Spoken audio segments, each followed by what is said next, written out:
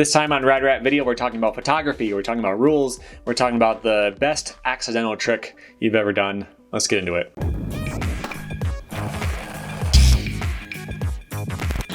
Welcome back to Rad Rat Video, a channel where you can learn new things about skateboarding. We talk about all kinds of different topics here on the channel, including answering your questions, which is what we're going to do today. Get right into it. The first question for today is from Tamir, I'm not sure how to say that. He says, how much harder is it to do a frontside flip versus a backside flip? How much more force do you have to put in your foot for the trick to work? Well, I picked this one to talk about because I think frontside flips are a lot easier, personally. I think it's so much easier to catch it in a way that you can see it, whip it around the last part. For me, it's a lot easier. Yes, it's technically a little bit harder to get that spin going. Like you have to pop. For me, when I do a frontside flip, I think about, like, let's say I'm going this way. I think about popping the board like that. Like not pushing it forward into the spin. I actually think about pushing it backward as I do it. And then that kind of pushes me more over the nose. And then as I flick it, it stays with me. And I tend to catch it and I push it around the last part. I have a trick tip for that. You can watch it right here. I have one for backside flips as well, which you can also watch. That card will take a second to come up. But I think frontside flips are actually a lot easier. Backside flips, you're kind of going in blind. For me, the catch is a lot harder as far as like keeping it with you and pulling it around, because you're doing a little bit like, you know, you catch it and then you're doing this as before your shoulders catch up so you can't see it. Yeah, a lot of people do think backside is easier. But I think as soon as you figure out how to pop the tail on that frontside one, I think the frontside ones get a lot easier. So that's just me. There are a lot of different styles of frontside flips too. I like to do them really flat. If you want to do it more like through your legs, I don't know. Those are hard for me. I can't really do it that way. But yeah, you might just have to find the right style for you before they make sense. But yeah, just hang in there, check out those trick tips, and you'll learn it in no time. Next question is from Marvin, who asks, do you think it's a good thing to specialize on a specific board? I'm a freestyle skateboarder and I hate skating the same deck twice, so I'm riding a lot of different decks with different shapes, like single kicks, double kicks, boards with no concave, etc. It always takes some time for me to get my standard tricks back down again on a new board. All right, so he talks about trying out different things. Is it a good thing to do that? Do you get more balance that way? And to me, I think the only time you need to settle in on a specific board is if you're pro and you have a pro model. I mean, like, why else would you ever do that? If you want to experiment and find something that works better for you, maybe you eventually find it and you decide to stick to it forever. That's cool. But for most of us who just kind of skate for fun, maybe you can have a sponsor or two, but you're not like a big name in skateboarding. Like, it's not going to do you any harm to keep finding something different. So a story from when I was a kid, I was skating a 7.5 deck. And that was a normal size at the time. Now it's considered like microscopic, but a 7.5 deck was very standard and normal. And every time I was done skateboarding for the day, my feet would just hurt. And I have some arch support problems and stuff with my feet, so it was normal, no big deal. And then I upgraded to a 7.75. And my feet didn't hurt after I skated at all anymore. So it was like when I was setting up for a kickflip, my foot would hang off the board just enough that it was like bending my foot in a weird way that would start to hurt. But having that little bit extra was enough to change it. And like, yeah, as far as performance and what tricks I was able to do, it didn't make any difference. But yeah, like it made a big difference in how it felt to skate. So what if I never experimented past the time I was 13 years old? Who knows? Like, I might have stopped skating because it hurt too much.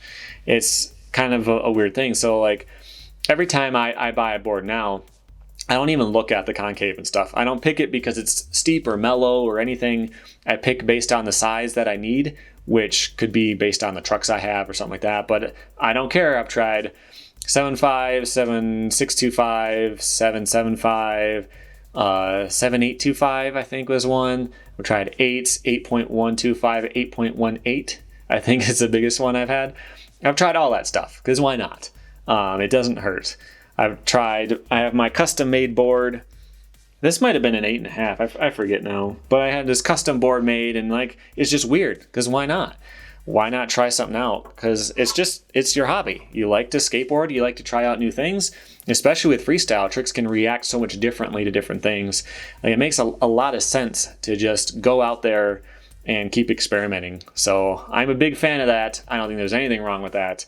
Don't be afraid to settle in when you find something, but like, don't feel weird about it either. All right. Next question is from Gavin, who says, "Hey Rad, I always knew that you shouldn't put a trick photo out if you didn't land it. Let's say you land the trick, but the photo from that run didn't turn out well. Can you take a photo from a bail run that looks better, even though you didn't land?" Yes, that is the rule. So like Thrasher and Transworld and stuff like that, I don't know if they ever like put it in writing, but it's kind of just an obvious thing. Like, it would be wrong to show a trick and say that it was a land like in an ad or something like that, and they didn't actually land the trick. Like, that's a little bit, it's obvious. Like, you're not supposed to do that. And most of the time you see a picture out there in a professional picture in an ad or a magazine or something like that, you can assume that it was landed, but it's not always 100% true. The first ever cover of Tom Penny was on Transworld, and if I'm remembering the story right, I do have a Tom Penny video where I talk about this story, if I'm wrong, but it's a front blunt on a ledge, and he didn't land it. But it was a really cool picture, so they used it anyway. It wasn't his fault. Like, they just decided to use it after the pictures got developed. They liked it and ran it.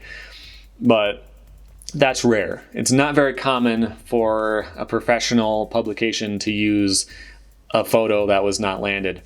And you're right, as long as it was landed, you can use a different attempt. Maybe the timing was better, it was a really good catch and it was right about to catch it when the picture went off.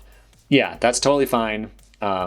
So best of luck to you and your camera endeavors.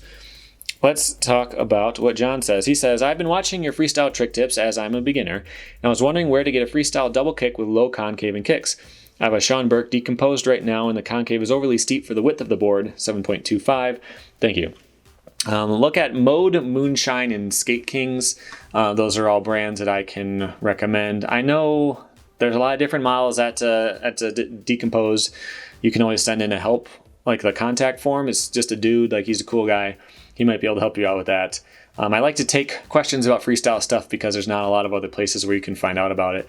But those are some legit brands that you can look at, and those guys will help you out. They're all small operations, so they might be able to give you specifics about which models have less concave. You can always try a concave-less board, like a totally flat board or a single kicktail board or anything like that. We just talked about experimenting, but those are the ones that I know about. Okay, last question is from Miguel. He says, "Hey, I've been thinking about those rare occasions when you miss a trick very far and end up landing something else unintentionally. I wonder what would be the best lucky trick you have ever seen recorded." I do have a good one, but I'll talk about my own, which was sort of a mistake. Not really. I was trying the trick, but it was just total fluke that I landed it. So the first ever time I tried a switch backside flip, I landed it. And I don't mean my first attempt that day. Like, the first time I ever tried the trick, I did like a nose slide to fakie or something like that. And it just kind of felt like the way I landed, I was just in position for a switch backside flip. Never did one before, but you know what? I'll try it. I popped up, I flicked down because like my switch flips are awkward and weird. So I flicked down. The board kind of did a nosedive, like a dolphin flip kind of. And then I just kind of swung my foot around and I somehow rolled away from it. Total fluke. Like, I couldn't do that trick another time that day or that month or that year. It was just total random chance that I somehow flopped out just the right way and somehow rolled away from that trick. It was on purpose, but only kind of. Like, I was kind of expecting, flick down through the board. I'm going to land with my foot on the ground, kind of just feel out how it should have worked. But as I flicked down, somehow the board was still underneath me. I don't know. It was pretty crazy that I did that, but like, I couldn't think of a time where I tried X and did Y. Never done like a 360 shove it and accidentally did a 540 or something like that. If you have a story like that, put that below. But the one that I know of is from Fully Flared. It's from Lucas Puig, and he does a Smith kickflip to Primo slide, which was pretty crazy. And you can tell that it's a complete fluke because of his reaction, but also he does a Smith kickflip in the actual part. But that one was one of the craziest ones I saw because I was so impressed with the commitment of that.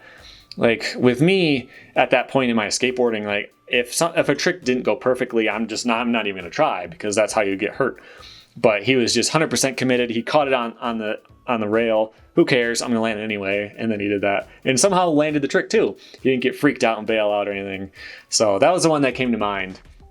But if you've got either your own stories or a professional one that you know about, put that below in the comments. Also, if you have any questions for next time, go to radratvideo.com and submit it there.